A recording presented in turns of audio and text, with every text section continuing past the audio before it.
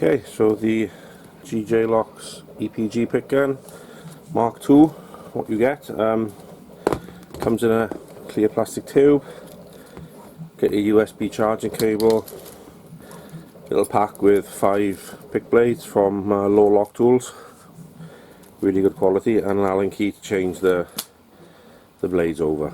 So open the tube.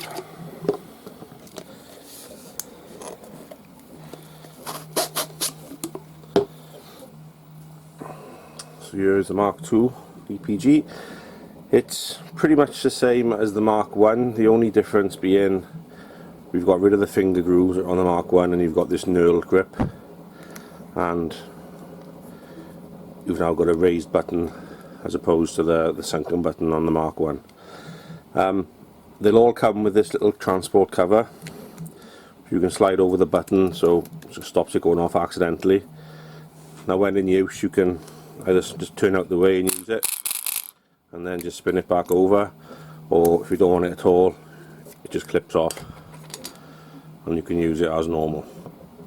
So it's exactly the same motors and batteries as the Mark I, so if you bought a Mark I, don't go thinking, oh, something else to buy. The differences are literally cosmetic, that and that. So the same head, the same everything. Okay, the USB, I think is it called USB-A charger? It's the modern one, like I think Samsung use it in a lot of phones. On the original Mark I we had a micro USB, but we had a couple of issues with some of them, so we've replacing everything now with this USB charger, which is a lot stronger. So there's only one adjustment on there for the user, and that is the adjustment for the bounce rate. And how you adjust that, the larger lock-in screw with the bottom, you just loosen that slightly. Oops. And then as you screw the adjuster down, you'll see it restricts the amount of bounce that you get. So if it goes all the way down, it actually locks it off, which is not good for anybody. But as you start to wind it up,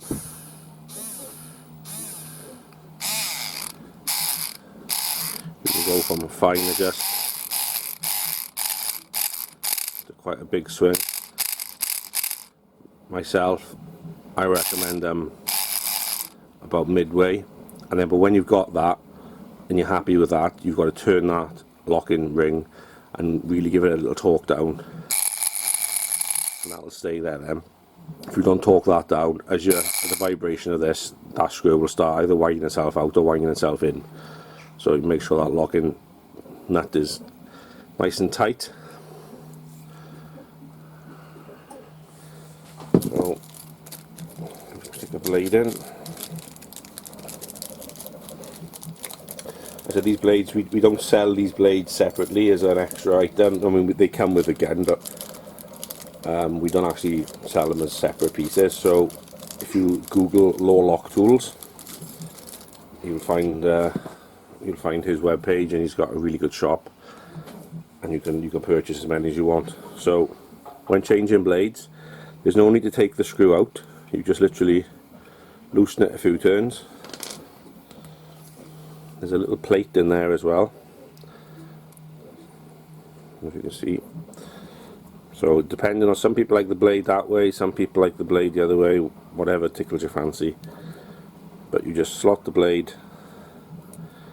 behind that plate, push it all the way in, and then tighten the bolt. There is an anti-vibration washer behind that bolt, so I suggest you torque it up. I'm not going to go mental, but torque it up so it is tight, and then there's no way it's going to shake itself loose. Okay.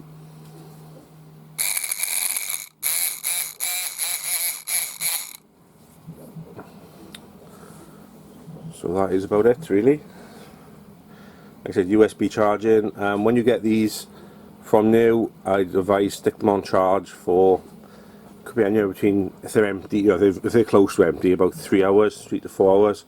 And what will happen when you plug your charger in, you see a red light in that hole there, which means it's charging, and when it's fully charged that light turns blue, so then you know it is done. As with anything lithium battery related, please don't leave it on charge overnight or for extended period. You don't want to be leaving it on for like 5, 6, 7 hours, because you could damage the battery. That goes with anything. I mean, it's got protection on the charging board here, but still I wouldn't want to risk it, so don't go leaving it on charge, you know, for hours and hours and hours. Just keep an eye on it.